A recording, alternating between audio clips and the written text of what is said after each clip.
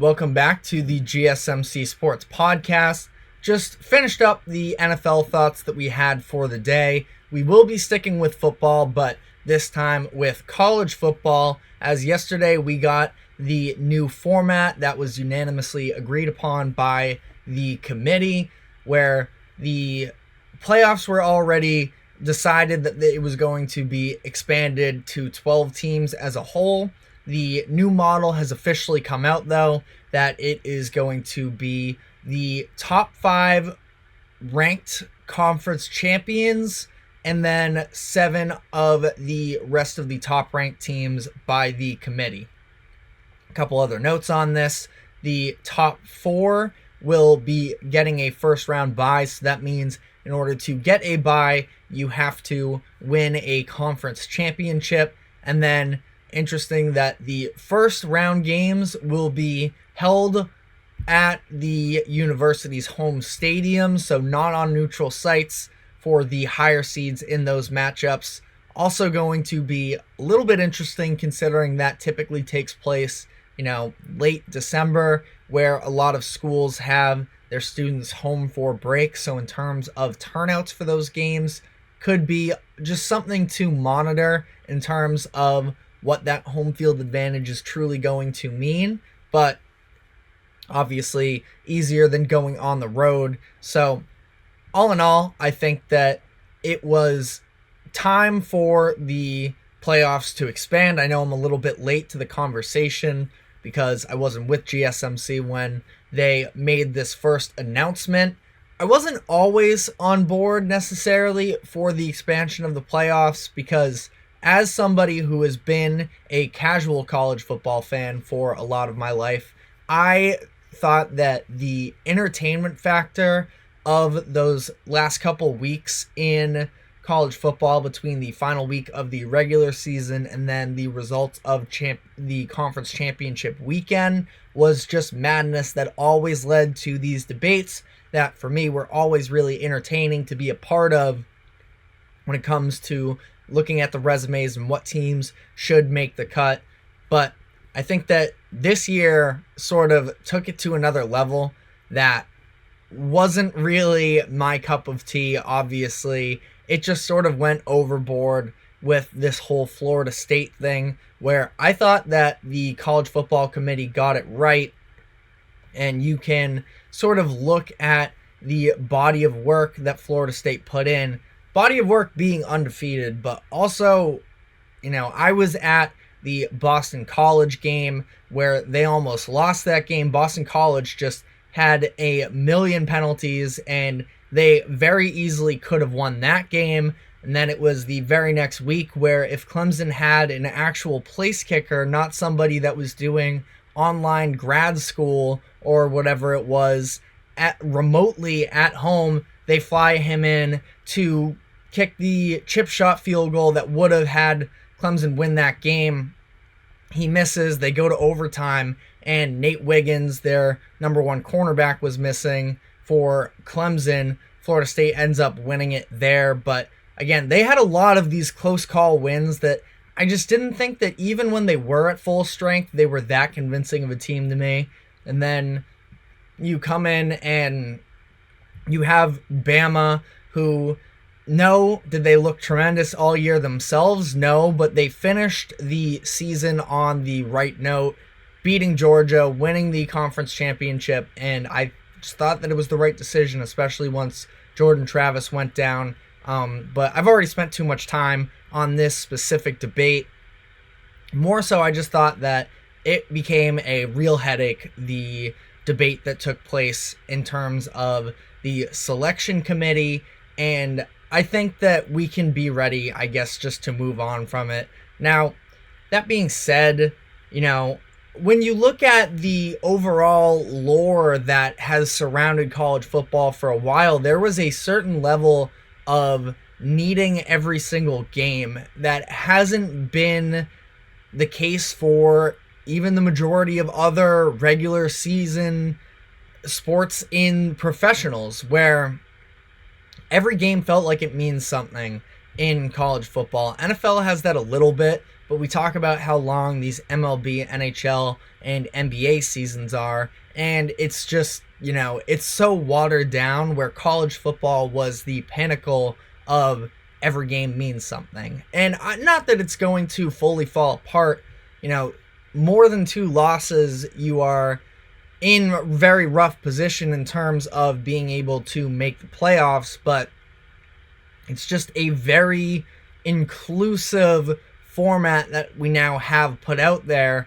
And how worthy is that 12th ranked team in terms of getting a chance to play for the national championship, especially in a sport where this year was an exception, and sort of we'll get into that as this segment goes on.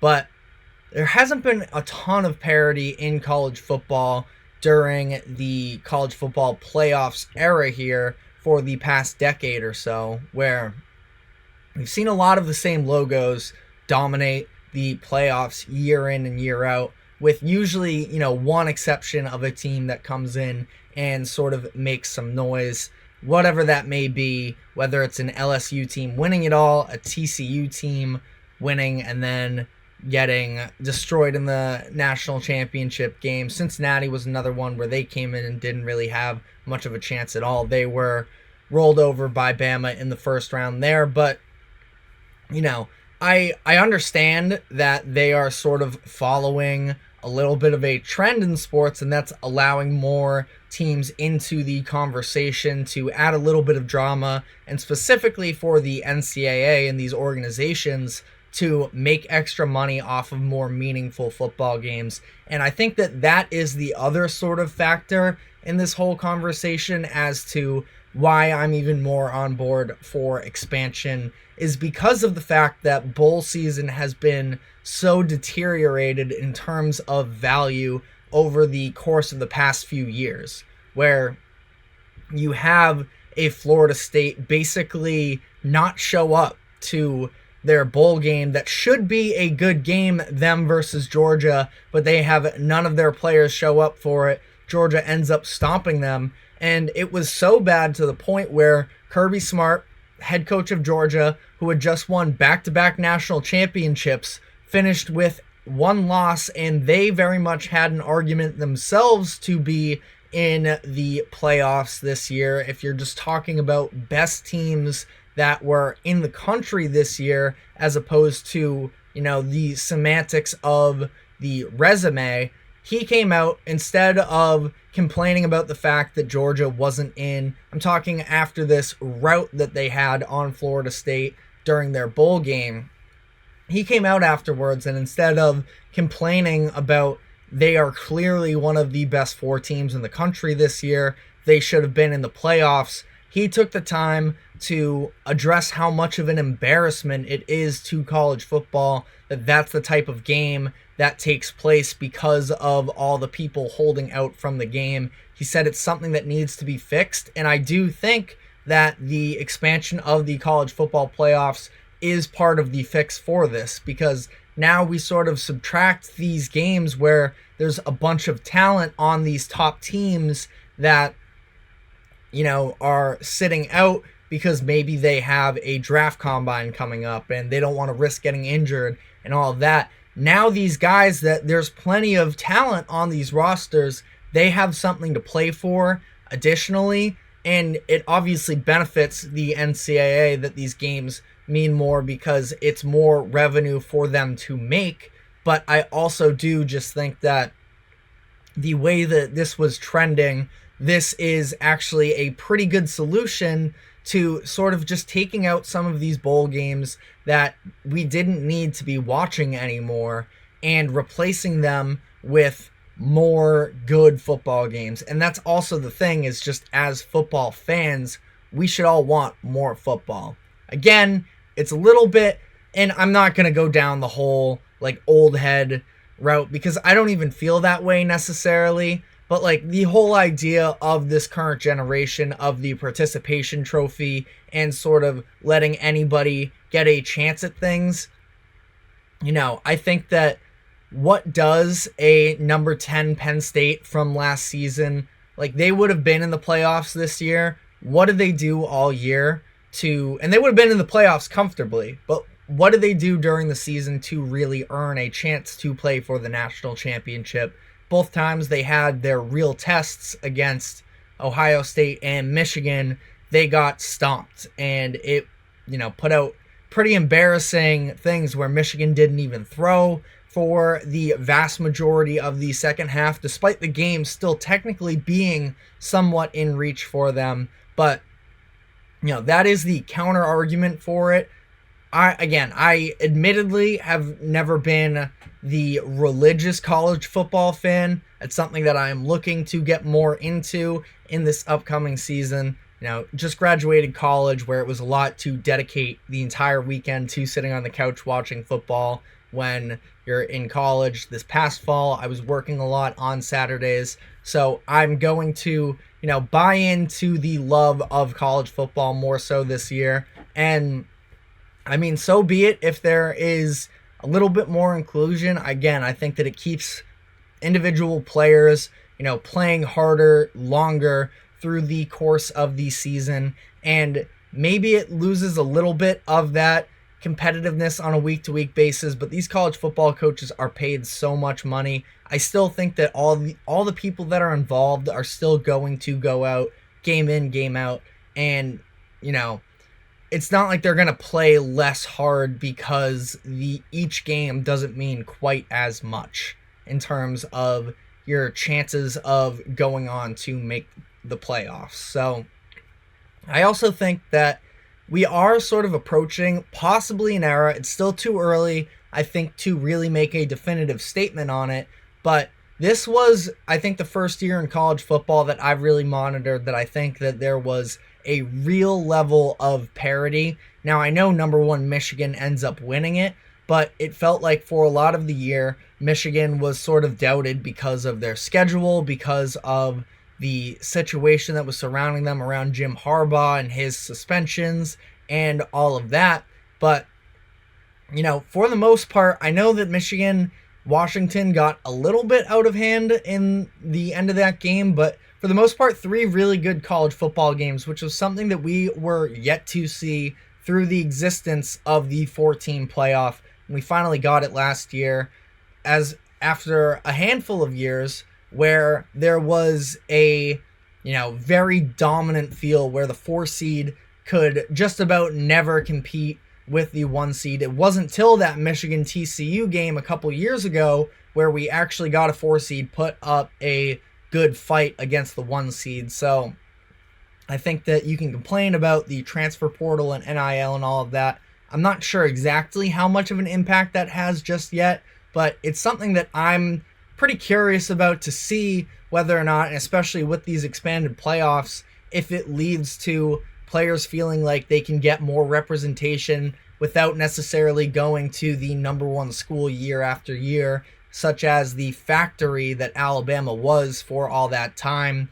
Now you have some, key coaches leaving college football, leaves an opening for potentially others to take the throne. So we're headed into a new time period here in college football, and I do think that for the most part it is exciting.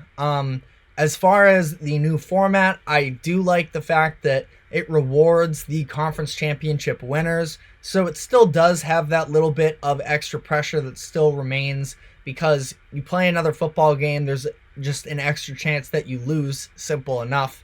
And I know that a lot of people in the NFL always debate the argument of the bye week, whether it's actually helpful or not, but I'm sure they will be still playing with that same energy, wanting to get the bye week, wanting to get the conference championship, because at the end of the day, these are still college students that are playing with a ton of pride, a lot of them hoping to advance their careers to the next level, and I don't think that there's going to be any shortage of effort or anything like that.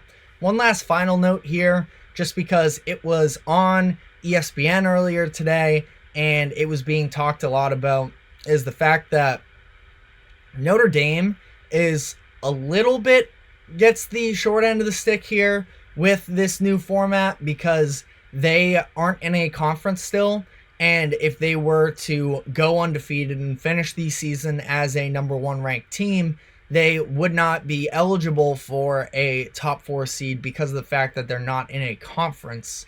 And what I really have to say to that is, first off, you probably don't really have to worry about that, because as long as I have followed college football, Notre Dame has not been a number one caliber team. They've always sort of been the overranked team for a lot of the year and fall flat. So I apologize to any Notre Dame fans that are out there that I am currently offending. But also, to that point, just join a conference like any other school in the country. It's sort of your decision if you are going to argue that for your own money purpose, like money-making purposes, you want to remain out of the conference. That's fine, but play by the rules if you are really that, upset with the way that this new format works out. So that is all we have on that. We're going to be taking our final break here, and when we come back on the other side, a little bit more of a lighthearted, conversation here about the drama that took place yesterday in terms of JJ Redick criticizing Doc Rivers and the aftermath of that. So stick with us, and we will be right back.